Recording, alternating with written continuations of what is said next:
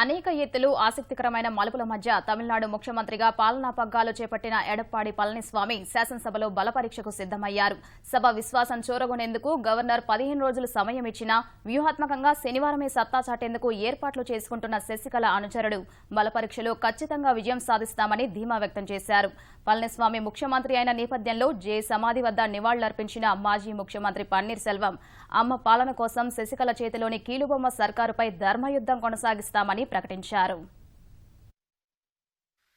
దివంగత ముఖ్యమంత్రి జయలలిత మృతి అనంతరం పన్నీర్ సెల్వం తిరుగుబాటు జెండా ఎగరవేసిన నాటి నుంచి అనేక మలుపులు తిరుగుతున్న తమిళ రాజకీయాల్లో ఉత్కంఠకు తాత్కాలికంగా తెరపడింది. అధికార పీఠం పోరులు శశికళ వర్గమే పైచేయి సాధించింది. జైలుకు వెళ్లకముందే శశికళ పక్కా వ్యూహాలతో క్యాంపు రాజకీయాలు నడిపిన నేపథ్యంలో పార్టీ నూతన శాసనసభ పక్షనేతగా ఎన్నికైన ఆమె అనుచరుడికి గవర్నర్ పిలుపు వచ్చింది. గవర్నర్ పిలిపే ఆలస్యం. వెంటనే పూర్తిస్థాయి మంత్రివర్గంతో రాష్ట్ర ముఖ్యమంత్రిగా ప్రమాణం చేసిన పళనిస్వామి అదే జోరుతో బలపరీక్షకు సిద్దమయ్యారు.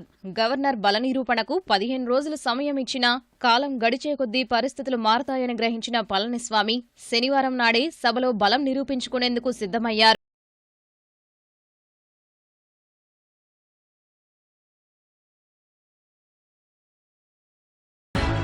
శనివారం 11 గంటలకు శాసనసభ సమావేశం జరగనుండగా సభలో తప్పకుండా బలాన్ని నిరూపించుకుంటామని పళనిస్వామి ధీమా వ్యక్తం చేశారు. తనకు 124 మంది శాసనసభ్యుల బలముందని ప్రకటించిన ఆయన ఖచ్చితంగా విశ్వాస పరీక్షలో విజయం సాధిస్తామంటున్నారు. పన్నీర్ సెల్వం వైపు ఉన్న కొందరు శాసనసభ్యులను తన వైపు రప్పించుకునేలా వ్యూహరచన చేస్తున్నారు.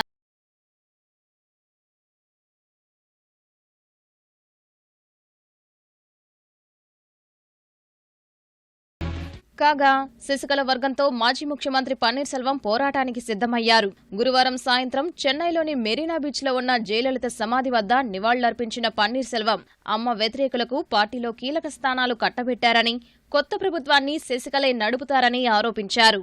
అమ్మ వ్యతిరేకుల ప్రభుత్వాన్ని కూలగొట్టే వరకు పోరాడతానని ప్రకటించారు. దీక్ష చేపట్టేందుకు ఆయన చేసిన ప్రయత్నాల్ని పోలీసులు అడ్డుకోగా అక్కడి నుంచి వెనుదిరిగారు. త్వరలోనే రాష్ట్ర వ్యాప్తంగా పర్యటించి ప్రజల మద్దతుతో అమ్మ వ్యతిరేక ప్రభుత్వంపై ధర్మయుద్ధం చేస్తానని తెలిపారు. బలపరీక్షలోపే కొందరు శాసనసభ్యులను తన వైపు తిప్పుకునేందుకు ప్రయత్నిస్తున్న పన్నీర్ వర్గం నిబంధనల్ని అతిక్రమించి శశికళ అన్నాడీఎంకే ప్రధాన కార్యదర్శి పదవి చేపట్టారంటూ ఈసీకి ఫిర్యాదు చేసింది. ఈ మేరకు 12 మంది ప్రతినిధుల బృందం కేంద్ర ఎన్నికల ప్రధాన కమిషనర్ నసీం జైదీతో భేటీ అయింది. కాగా శశికళ వర్గానికి వ్యతిరేకంగా పలుచోట్ల ప్రజలు నిరసనలు తెలియజేస్తున్నారు. పళనిస్వామి ప్రభుత్వంలోని మంత్రులు శశికళ వర్గం శాసనసభ్యులకు వ్యతిరేకంగా నినదిస్తున్నారు. ఇవి కొన్ని చోట్ల ఉద్రిక్తలకు దారితీస్తున్నట్లు తెలుస్తోంది.